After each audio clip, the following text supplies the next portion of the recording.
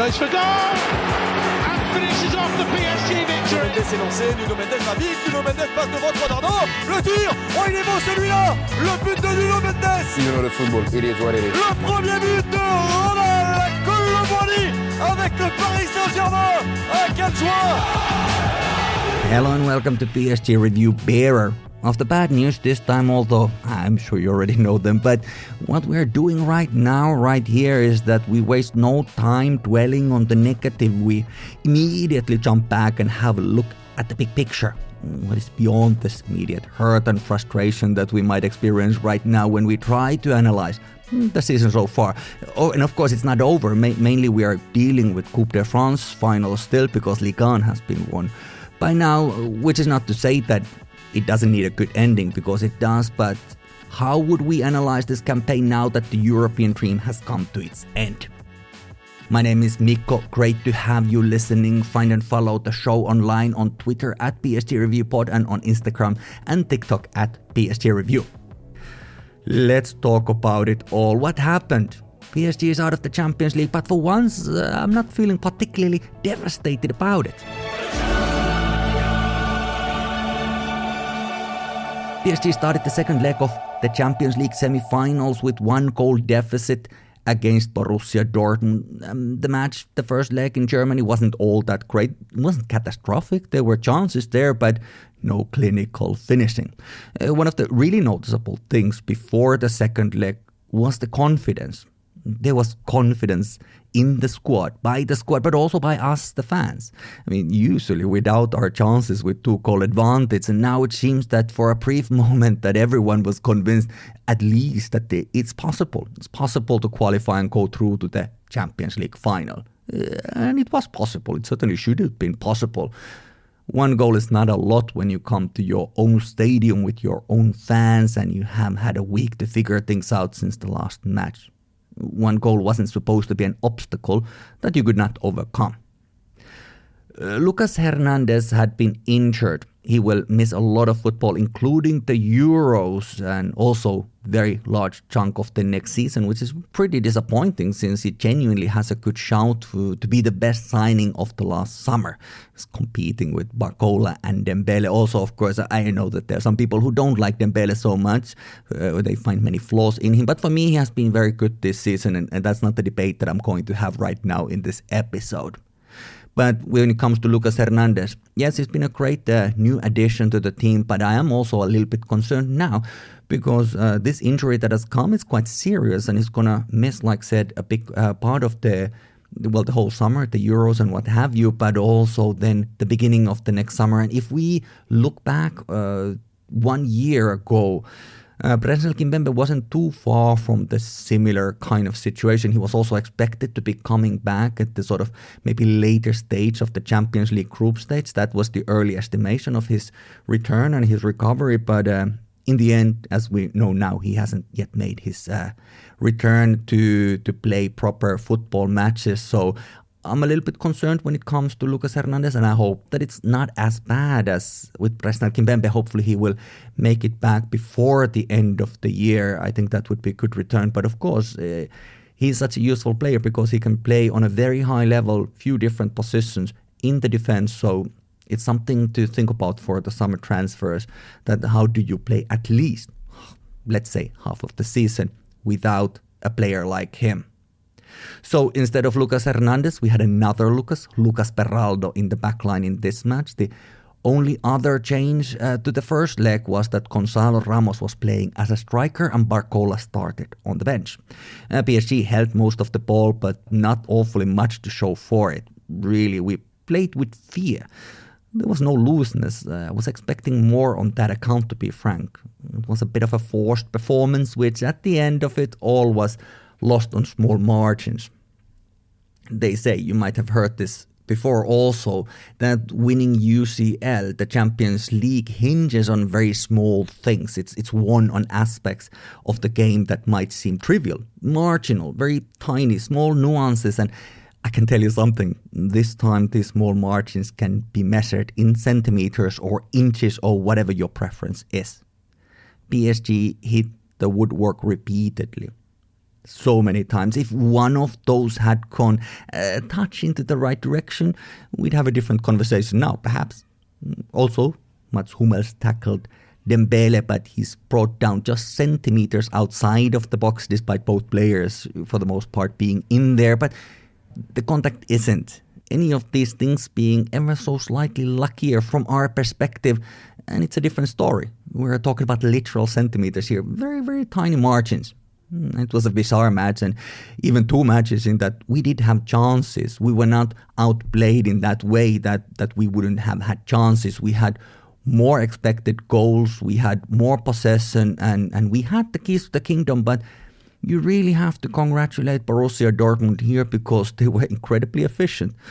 I'm a bit jealous of their mentality also, and they gave us two really rather incredible defensive performances. It's not the most exciting football. Of course, it's not, but I doubt that they care very much. And it wasn't fully cynical either, but it was very serious. They have a very serious squad, and they were the better team in both matches. You have to accept that. Even with our expected goals and what have you, if you don't put the ball at the back of the net, no other statistic will make any difference. It is really as simple as that. I mean, that's the truism. I always like when people are analyzing football and they're saying, well, you have to just score more goals. And it sounds like, oh, really? Like that's what a great insight into the philosophy of this beautiful sport. But it's true also. It is true that this is what counts. It's the only thing that counts in football. So well done to Dortmund. And let me also say that very good match by the referee Daniel Orsato also. Can't blame anybody else here. I have said many times during this spring, during this Champions League campaign, the knockout stage, that if PSG has got the mentality, we have the quality to go even all the way. I mean, not saying that it would be easy, but I would say that if the head permits, I think that the feet will deliver and so on. But really, I think that at the end of the day, what happened in this match is that it showed that, okay, this is as far as the mentality was right. Like I said, the Dortmund mentality was monstrous. They were really strong. They were really great. And I don't think that PSG could really quite compete with them on that regard. And then there's this idea of being unlucky. What is being unlucky? What does that mean? What is the definition of it? They say that the best players make their own luck. Of course, there are other elements to it, but I'm not a superstitious guy, so I don't believe that we have been cursed, although sometimes I wish I did, because that would be such a solid, clear, overarching, all-encompassing explanation for this whole experience of being a PSG fan. It would just explain it all, and we could just say, well, we are cursed, and that's that. But, the Champions League isn't easy to win. That is all the initial error that was made years ago by Nasser Al-Khelaifi, the club president, is that he came in declaring it to be a short-term objective for the club, and we have paid for that expectation ever since. Now we know that the project isn't like that anymore. But of course, the press keeps on hitting on that point. They won't let us forget, but that is outside of our control, of course. We shouldn't really worry about that too much. They've never been on our side particularly, so why care about that? But if you can't score even one goal in two matches, there's no excuses for you left. It's difficult to build an argument that we would have deserved a spot in the Champions League final if our otherwise brilliant attackers can't get the ball in the goal once in 180 minutes of football. In the end, it really felt like PSG went as far as they could, and if you would have promised us Champions League semifinals last June, we would have all been very happy. We would have been ecstatic. This has been a good campaign. And I think we became perhaps a little bit greedy with it because the draw was not the worst possible. So there was this hope, and there should have been hope. Absolutely, there should have been hope. There always should be hope. And I think this is a great missed opportunity that will go into history as such, not to get into the final. And once you're in the final, anything can happen. It's just 90 minutes of football. Anything is more or less possible there, but the Champions League is a long campaign. We started it off by winning Borussia Dortmund at Parc des Princes 2-0, and we ended it by losing to them 2-0 on aggregate in these two matches. If you do well in Champions League, it's really the whole season-long endeavor, and the trend has been positive until this Dortmund matches, and the project, as it is now, just ran out of steam. It ran out of luck, whatever that means. It ran out of solutions. And of course, you can point fingers if you want. I mean, many people do. Was it the coach, Luis Enrique? Some of his choices were difficult to understand at times, but all in all, he has been able to create a system and an environment that's been fun to watch, and has a lot of potential. That's much more than our last couple of coaches have done combined, and this is the year one of his project as well. Eventually, in hindsight, we will understand that this was actually a very good season. That's what I believe. I already feel that way right now. And you could also point fingers at individual players and find their flaws or whether they were utilized well. I think that for the most part, players have played as well as they could, for the most part. I will give full credit to Vitinha and Marquinhos, who showed us that they've got it. They gave their all and performed on a very high level on both of these matches. Beraldo was put in a difficult situation. I mean, the guy has been in Europe for a few months and he's in the deep end. He has only been in the deep end since the day one. Yes, of course, he didn't cover himself in glory defending that corner that went in, but you can hardly blame him. And I have said this before, we often forget just how good Warren Zaire-Emery is because he isn't as astonishing as he was last autumn. He's still massively important part of our midfield at this very, very young age. It's very understandable that there's going to be some fluctuation in the level. He's not going to be always in full effect. He's not going to be as good as that. But the good thing is that even his base level at this age of 18 is very, very, very high. So much so that he's really pretty much unquestioned starter for a club like PSG. I also feel that Gonzalo Ramos, despite not scoring a goal last night, as I'm recording this on Wednesday, the match was last night, he's a great asset in the box because he is there. He's constantly dangerous and he runs back and defends like prime Cavani. I don't think we need another striker in the summer. I think we need to give him a full season as the target player. This season hasn't been it, and without a match rhythm, which is a sizable factor, I think we overlook that sometimes. He has managed to score a fair few goals and be dangerous constantly without having had that standard constant match rhythm. It's been a bit sporadic the way he's been playing. And then there's that other guy. Listen, I refuse to make this about Kylian Mbappé. Even he himself said that this is not Paris Saint-Germain. He isn't our only player. He is our best player, but not the only one. He has been talked about a lot in this podcast throughout the years, and he's never far from the center of the PSG conversation. So was he good enough in these matches? No, he wasn't. Now, of course, no one is always on top of their game, but when you're paid such an astronomical salary, yes, the expectations are different. I don't expect Fabian Ruiz to play like Kylian Mbappé. He can't play like Kylian Mbappé at his best. Of course, it's a different position and different role in the team and all that, but you get my point. Toyota might be a good car, but if I'm paying for Ferrari, I'm expecting to have a Ferrari, right? I'm not a car person at all, so apologies if you find flaws in my analogy or if I'm using some kind of outdated models such as they are. But here's something to consider. There's always inevitably at least two simultaneous timelines.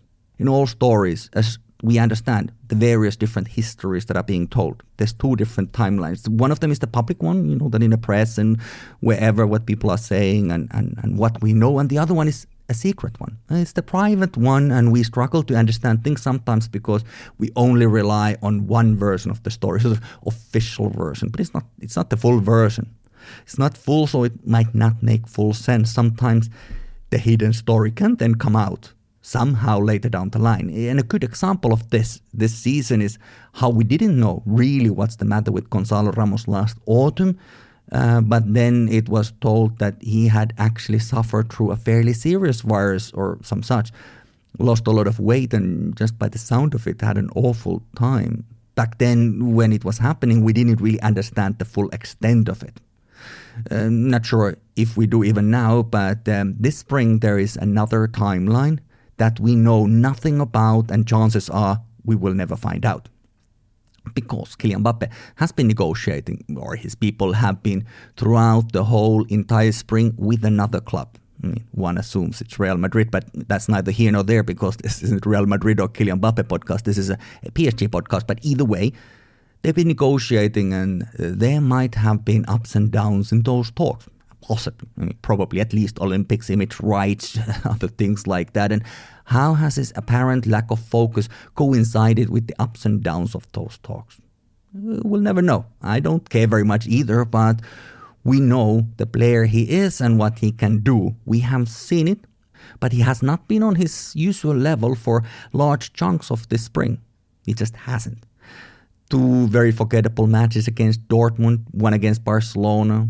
These are the big ones. These are the big matches of this season, this whole campaign. This is where you want the Ballon d'Or hopeful to show their abilities or kiss those hopes goodbye for another year. I think we all have a fairly good guess which one of those 2 things has now happened. Not that I'm very interested in Ballon d'Or anyways.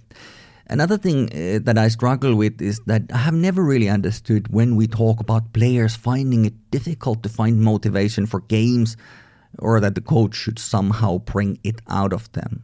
Of course, player management is a big part of the job. Of course, motivation is important and leading the squad. Of course, it's important. But if you're being paid tens of millions of euros, I assume that in and of itself implies that you're expected to self-motivate and deliver, and that you expected to rise to the occasion when it means the most. Mbappé has played all Coupe de France matches against lower league sides, and that's nice. I have nothing against that. That's great. But where we really needed the difference maker was in these 2 legs of the Champions League semifinals. He's not the only player on the pitch. I'm not asking him to be something that he isn't, but we know his level. And also, like I said, when you're being paid extraordinary amount, then the expectations can be a little bit extraordinary as well.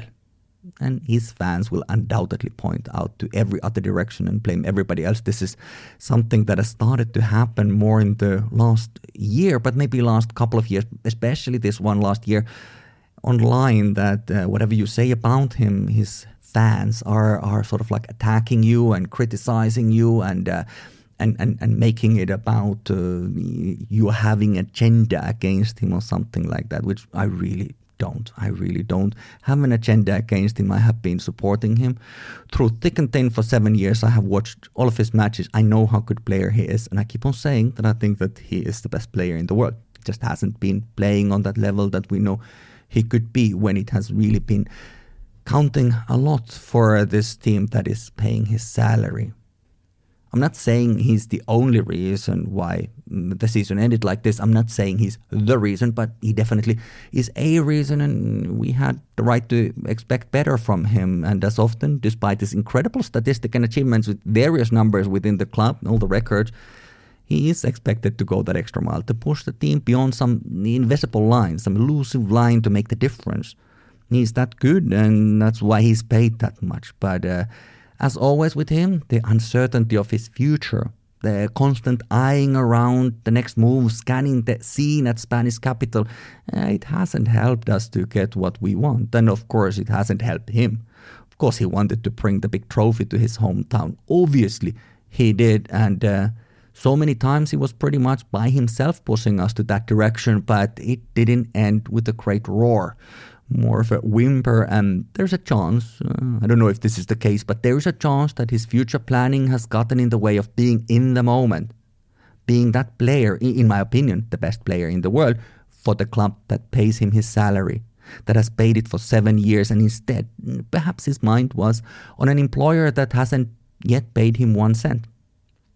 It could be, perhaps there's another reason, but PSG is ready to play without him now. I think the inevitable drama that comes with players like that, the sort of freewheeling players who do what they please because they're that good and leave others to react to it, it confuses things. I've been saying this many, many times, but I do think that one of the reasons why Vitinha has had such a great season is because he has been able to play clearly a possession, which he can do. He's very good at that. But last season, when he had to sort of like navigate around what Messi is going to do, what Neymar is going to do in the midfield, there were so many different things that were not sort of scripted, that was sort of like just happening there in the midfield, that he just needed to react. So it wasn't an easy squad to come in, and he had a pretty good season. I think sometimes we're feeling like he didn't have such a good first season. I think he had a very good first season.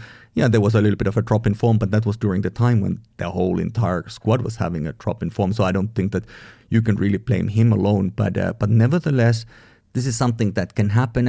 And you know, when those players, like, you know, last year Messi, Neymar, and Mbappé, and this year Mbappé, when they have a great day, we are enjoying and celebrating the genius. But, you know, like Mbappé, if he can't make the difference like he didn't in these matches, well, then we are struggling. We're struggling, and the players around them are struggling also. It becomes quite frustrating. Last summer, we bought Gonzalo Ramos and Randall Colomwani for a lot of money, and when we desperately needed a goal, neither one was on the pitch because we are hoping for a miracle from Mbappé, which admittedly you can never rule out. You can never rule out the miracle from him. The same, of course, in defense. When one of our flagship signings of last summer, Milan Skriniar, is on the bench as we are playing one of the key games of the season, the most important match, arguably, of the season. That's something to think about. What we know that you can't build a fully functional squad with a new identity in one or two windows, and not every signing is going to deliver always. It will be interesting to see the direction of things next summer, but I'm feeling pretty excited. Xavi Simons and the rest, and just 11 players participating in all aspects of the match. Like I said, this has been a good season. I'm very happy with it, although far from a dominant Champions League campaign in terms of all matches played. The group stage results were 2 wins, 2 draws, and 2 defeats. The group was so even that it was enough for the second spot, and in all fairness, it does have to be said that on top of the group stage being tough, it came very quickly as the rejuvenated squad hadn't yet fully gelled, and in that, it wasn't bad at all, and the knockouts have had 2 wins against Real Sociedad, 1 win and another defeat against Barcelona, and now 2 defeats against Dortmund. So 12 matches, 5 wins, 5 defeats, and 2 draws. It's a little checkered record, all right, but also quite curiously something that highlights that you don't have to win every match, just right ones and still have a reasonable run in the Champions League. And this is something quite new for us. I feel that we have expected that we have to win everything on our way for it to count. In the years past, if we jump over a few of the recent ones, PSG has been an incredible group stage team. We have topped these groups of death before. We are still holders of most goals in group stage in one season. That's 25 of them in 2017-18. That's more than anyone else before or since. Of course, 12 of those goals came against Glasgow Celtic, who we beat 5-0 away and 7-1 at home. But nevertheless, we have been solid in the group stage before with not all that much to show for it. But this is a potential fork on the road. This is a moment when things start feeling slightly different. Who cares how you get where you need to go, so long as you get there in the end? And this also puts us in a new position. Perhaps the real achievement of this year, PSG, is now a genuine proposition for the best young players in the world. We have gotten some of them before, sure, but there have been other teams that probably could put more tempting options on the table, even without a lot of money. But right now, the direction is such that we are up among the best options, and that's how you get them, those players, even without overpaying them.